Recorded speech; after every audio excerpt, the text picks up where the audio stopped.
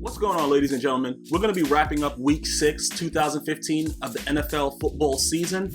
If you guys want to see the past recaps, I have a separate one for Atlanta and New Orleans, and for the Sunday games. It's going to be separated in 3 days, just so you guys get the full effect of what's going on. You can download it for free on iTunes. Just go to iTunes, go to the podcast. GmiasWorld Podcast is available there. Or you can go, if you're on Android, which a lot of the people have been messaging me that they're Android users, you can just download the Podcast Box app and search for GmiasWorld Podcast inside that app. Everything is free, it costs you nothing, and it plays out the same way you're watching it on YouTube, but you can keep it on the go, share it with your friends and things like that at no cost to you, just to get the information out there, because a lot of people are saying that they didn't have any idea. I was on iTunes, I was worldwide. People from Canada are listening now. Appreciate the love, Canada, thank you very much. And we're gonna go ahead and get on with this right now with the New York Giants at Philadelphia. Of course, the USA, in which I reside, because you guys are number one when it comes to downloads. But we have a high amount of new Canadians downloading, so thank you very much for that. But let's get into this real quick. New York Giants at the Philadelphia Eagles. Philadelphia 27, New York Giants 7. All right, let me just say this. I'm very happy that I'm not a fan of any team in football, and I'm going to tell you why. This was a game that the Giants could have used to distance themselves, not only in this stupid NFC East, but just distance themselves while Tony Romo's hurt, while Des Bryant is hurt, and everybody in the Cowboys have just been dying. Because it doesn't make any sense that they would actually lose to the Eagles, right? Until you watch the game, and then you actually see how garbage they are, you wouldn't really understand. Looking at, Tom Coughlin's face right now, that says it all. That's pretty much how the Giants played last night. Now, they started off well until Eli threw a direct pick to Nolan Carroll. I don't know something. The thing about Eli Manning is this. I love that he doesn't really fear anything, but when he's playing disgusting, he just outright plays disgusting. I don't really understand exactly what was going on, but this was a game that I actually bet them to win it because I thought that they would understand that they need this. Now with the way that, you're tied with the Eagles were expected to win it outright. So you leave the Eagles hanging around. I know Philadelphia fans are going nuts right now because with Tony Romo out, Des Bryant out, that the Cowboys are destined to lose. I don't care who they put in, Castle, Weed, I don't care who they put in there. They're going to lose. So they should, at this point now, be able to distance themselves because the Giants, you don't know what you're going to get right now. And I'm not talking about a box of chocolates. You know what I'm saying, bro? Listen, this ain't Forrest Gump. You better figure out, you don't know what you're going to get with these Giants. And that's what's so frustrating. The beautiful thing is, if they make it to the playoffs somehow, they'll probably take everything. Because that's how stupid and ridiculous the Giants have been every time they've won the goddamn Super Bowl. They just play like trash, lose to teams they're not supposed to be losing to, and then turn on the switch. You got Pierre-Paul running around with crab fingers. They're going to be reviewing him this week, allegedly, seeing what's going on with him, how many fingers he blew off in a firefighting incident. He's so stupid. You know what I'm saying, bro? Like, come on, man. And, not even using NFL countdown. Just come on, man. What the F are you doing?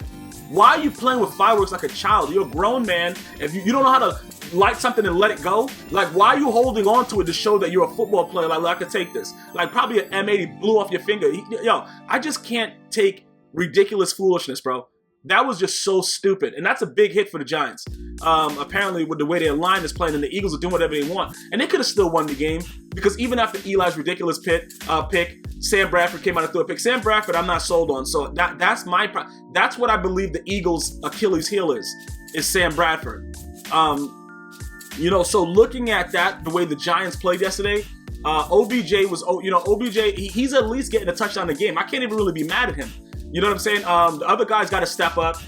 Victor Cruz, he's saying that he doesn't really feel as much pain in his calf anymore. They need to get all these boys out on the field. They need to give Eli Manning all his weapons. Eli needs to stop seeing ghosts, and he needs to start throwing the ball where it's supposed to be. And that's pretty much it, man. Like, the Giants are a complete letdown.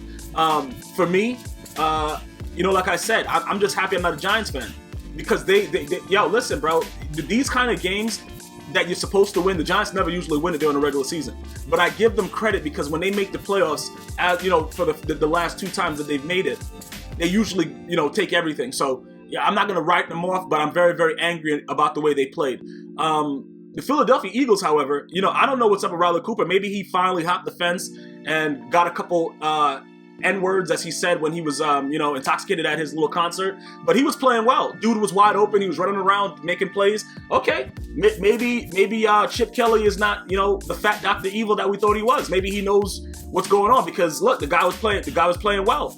Look, I can't knock it. You know what I'm saying? He wanted to kill a couple people of color, and he was forgiven. He went to a resort, had some alcoholic beverages, came back, and he wasn't prejudiced anymore. Okay, whatever, Riley Cooper. You're doing your thing. There's nothing I can say about it. I don't care about, yo, listen, let's just say, let's just give a shout out to Demarco Murray, though. His first 100-yard game. You know, overall, I thought that he made a mistake. But then again, you know, your value and what you put out there on the field, you know, your risk of your health and everything like that, I can understand that. Look, you're willing to prove a point. I think he would have been doing a lot better with the Cowboys, and he could have made extra money off endorsements, probably got a little bit more guaranteed money, worked it out. But, you know, it is what it is. We make decisions and we live with it, but it's good to see that he broke out with a 100-yard gain. Not pretty good to see against a team that I bet to win, but, you know, it is what it is. This is the lovable thing. This is the great stuff that goes on for me, you know, when you think about what really happens. But, yeah, it is what it is. And we're going to see what happens. We're going to see what happens as far as the Eagles go. But right now, if I'm a Giants, if I were a Giants fan, I would be very, very scared right now. Because if the Eagles do anything that they were doing in the preseason, if that switch just snaps on now, RIP for the NFC East. Just RIP. I don't even care if by the time the Cowboys get healthy, it's over anyway. Because the Cowboys pretty much suck right now.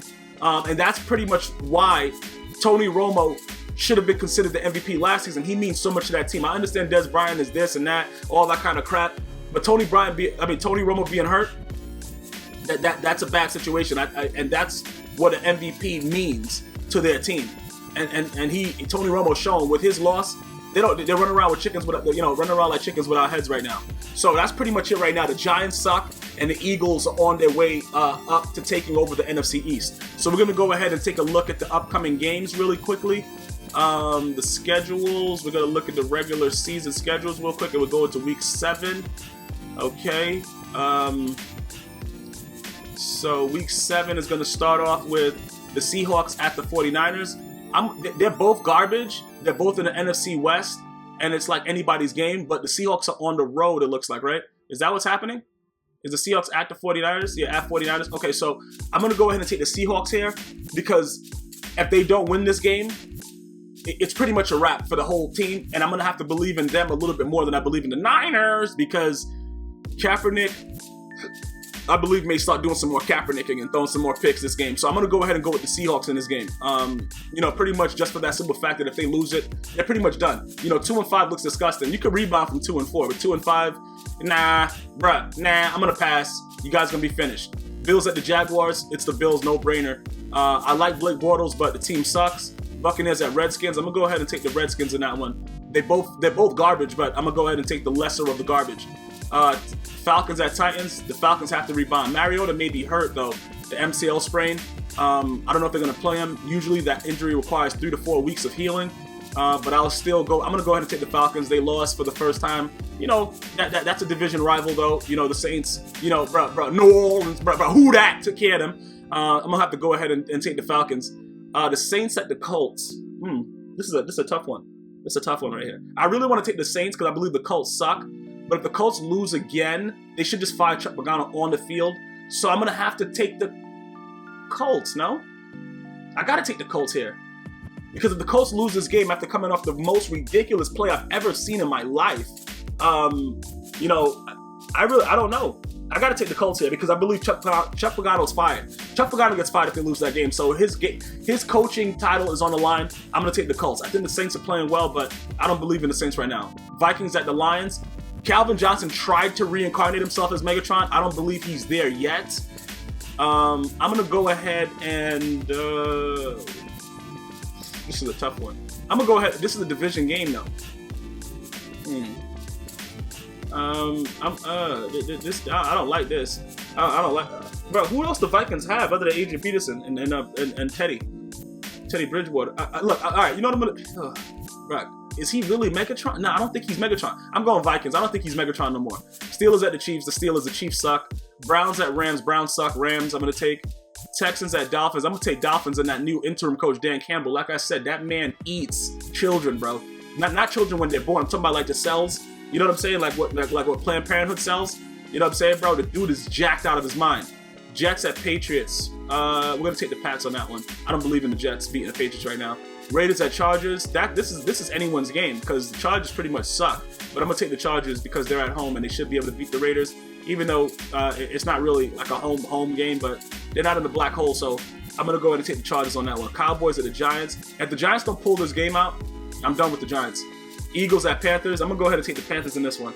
I think Cam Newton became a real legitimate quarterback in that last game beating the Seahawks, and I'm so proud of him, man. I was so hard on him, but like I said, I give credit where it's due. And once you show me that you had that in you, I can't knock you no more. I'm not that type of dude. Like I saw it with my own eyes. I saw Cam Newton sit in that pocket when they sent an all-out blitz and just deliver. I seen them play coverage and he still threw dots. Cam Newton has arrived.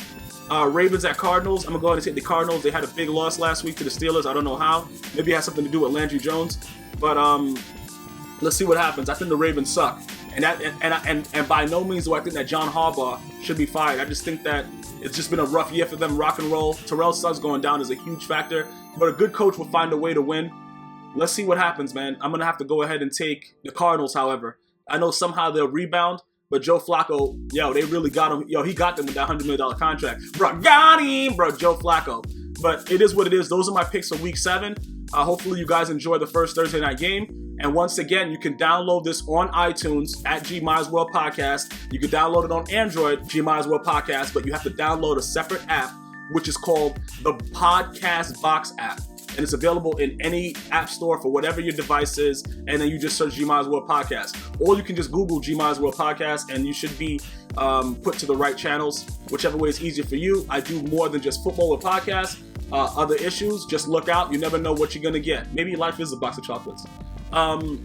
So until next time, enjoy your week. One love.